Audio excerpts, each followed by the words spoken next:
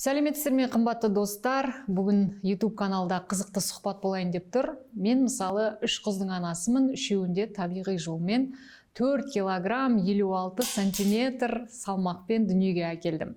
Одан кейін қазір ойда жүр, әсіресе жарнамадан, әлеуметтік желіден жиі кездесетін интим пластикаға барсам ба жоқ па.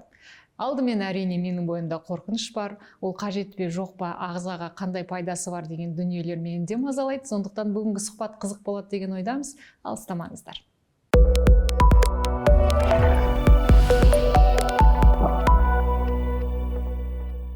Сонымен достар, бүгінгі денсаулық YouTube каналының спикері маған сұхбат беруге келген гинеколог, анти-эйдж эксперт дәрігер Айжан Жеңісқызы, қош келдіңіз. Айжан ханым, жалпы интим пластика деген 90 жылдары, одан кейін 2000 жылы әлем бойынша кең таралған екен. Біздің елімізге енді келіп жатқан секілді жарнамалар өте көп. Қарап отырып, расымен де әйел адамдар ойланып қалады, жасатқысы келеді, жасарғысы келеді. Жалпы қынапты қалыпқа келтіру қаншалықты дұрыс, кімдерге болады, кімдерге болмайды? Бүгін осы туралы сөйлессек, иә? Өте өзекті мәселе, менің ойымша. Сөйлесейік. Жалпы гинекологияда медициналық егерде әйел адамға сізге міндетті түрде осы операцияны жасау керек дейтін жағдайлар болады ма? Әрине, сіз бірінші айтып кеткеніңіз, қалпына келтіру деген әртүрлі адамдар түсінеді. Қалпына келтіру деген босанғаннан кейін міндетті түрде сіз бірінші рет гинекологқа қарап кету керек.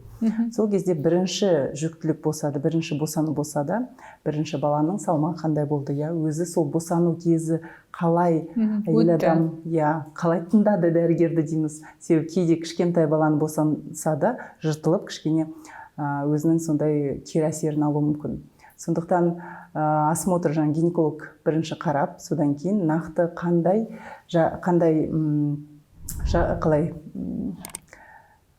методтерін, қандай әдістерін айтуы мүмкін. Бірінші, әрине, біз консервативті көмектесуге тырысамыз. Себебі ең бірінші мен айтамын, босанғаннан кейін чекап дейді.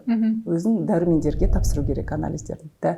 Гормондарға тапсыру керек, қалғанша безін тексереміз. Содан кейін гормондарды да тексереміз. Осының барлығын жайлап қалпына келтірген кезде 3 айдан кейін жайлап ол кісі упражнение кей келе дейді, кәдімгідей бұлшық еттерін вакуум жаттығулар қазір өте көп. Солардың барлығын бірге қолданған кезде өз-өзімен қалпына келу керек. Егер де ол айналысса, ол әйел адам сау болса, айналысса, себебі жаңағы төмен түсу дейді, кіші жамбас ағзалардың төмен түсуінің өзінің сатылары бар, 4 сатысы бар.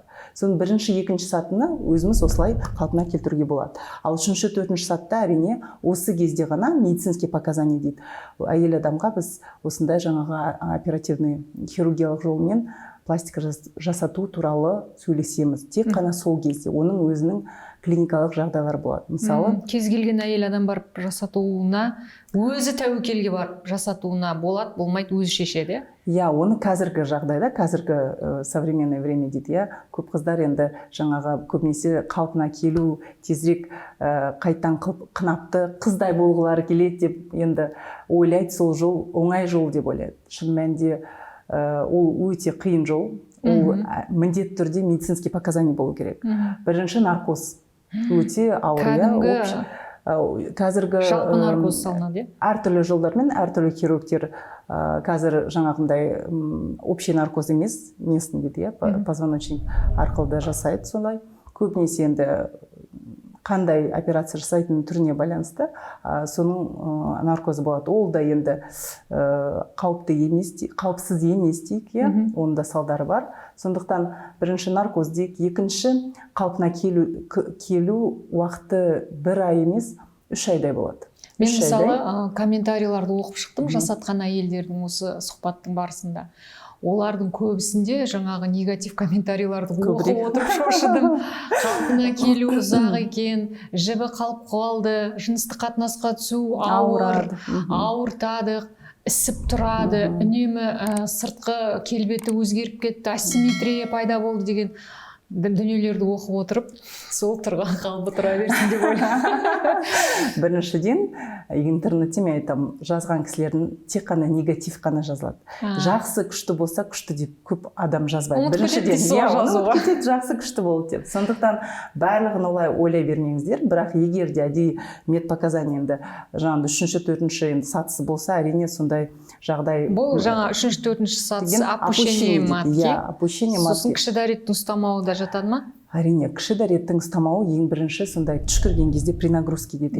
Қыздар көбінесе спортпен айналыса бастаған кезде кішкене секірген кезде жіберіп қояды. Кіші дәрет шығып кетеді. Сол бірінші осындай клинический проявление дейді, көрген кезде бірден дәрігерге қаралу керек. Көп қыздар оған мән бермейді, прокладкаларын салады да, ұялады, келмейді бізге. Олар содан кейін мүлдем төмен түсе береді. Төмен түсе береді. Сол кезде олар сыртқа далаға шығуға уже қорқады, көбінесе спортты сол үшін қойып қояды көп қыздар.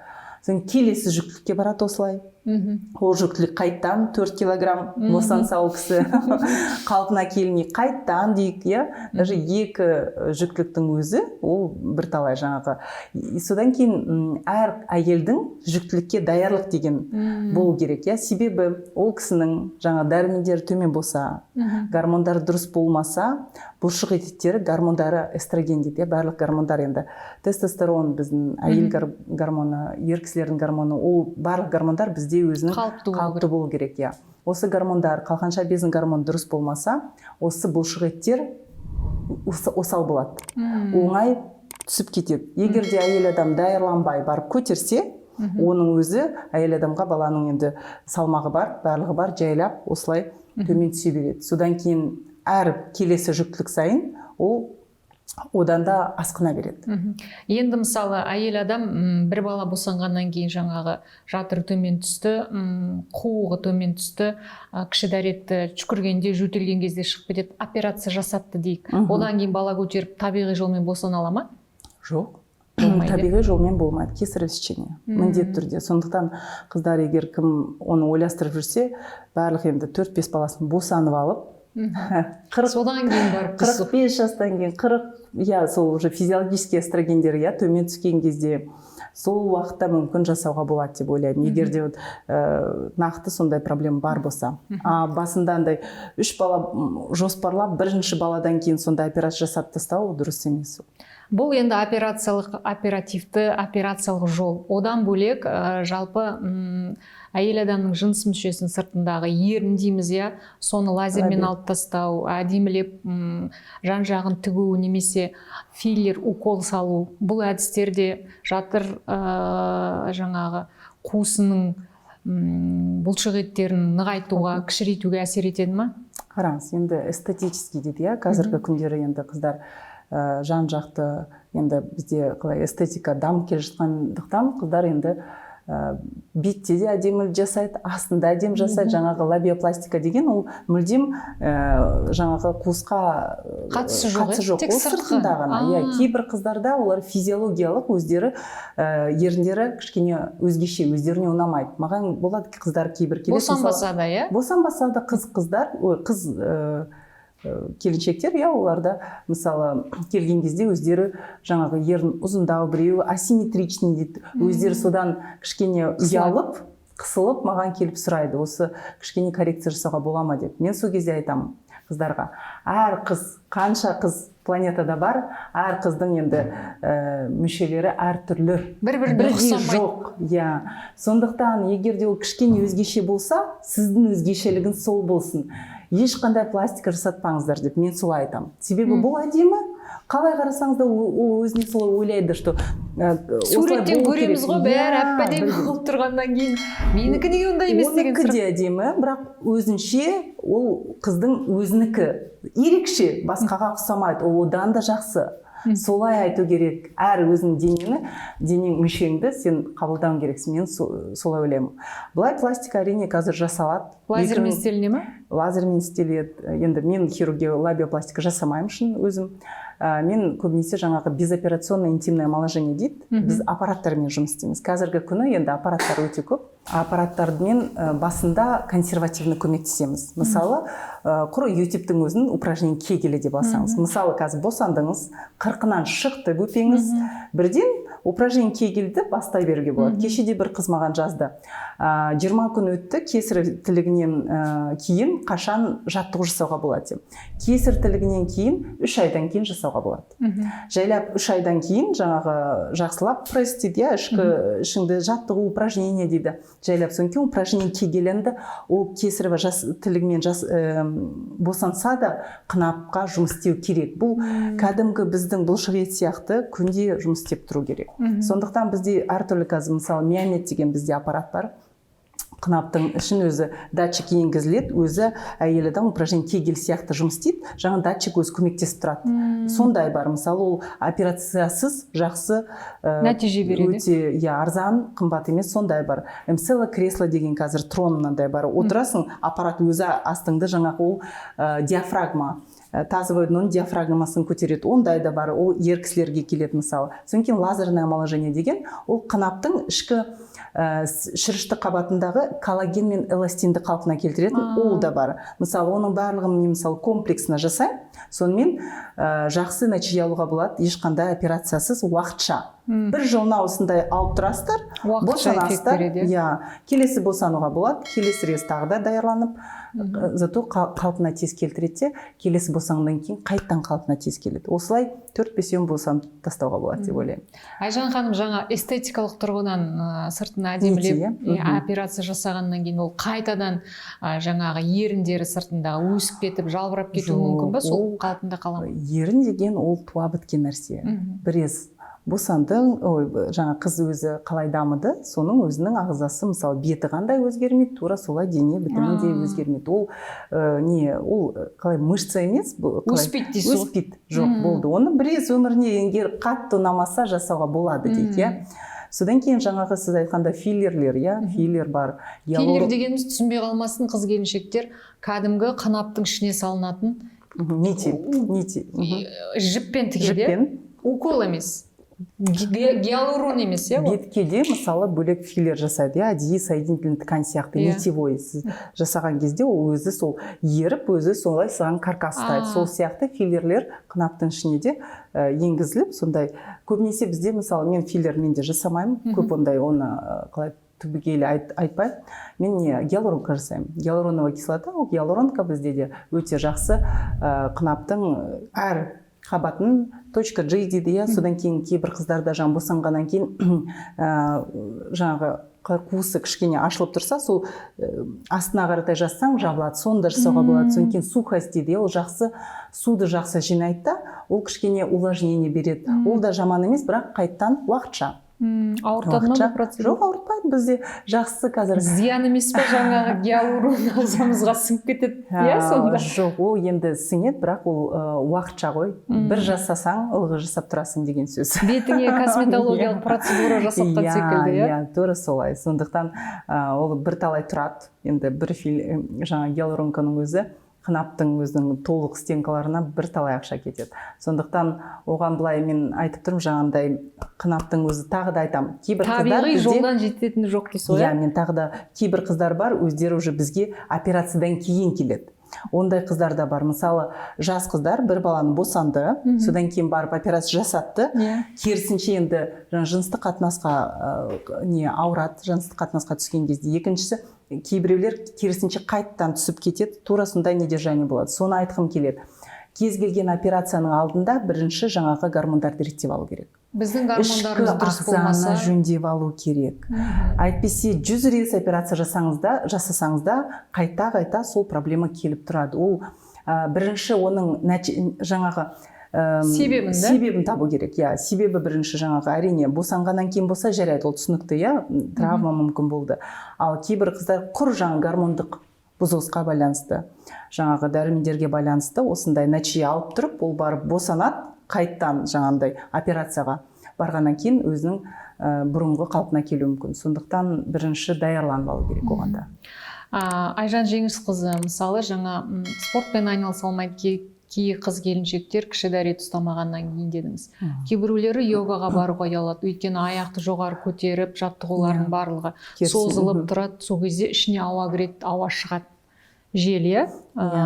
Бұл да жаңағы қынаптың кеңеюіне байланысты ма, жоқ әлде сол да.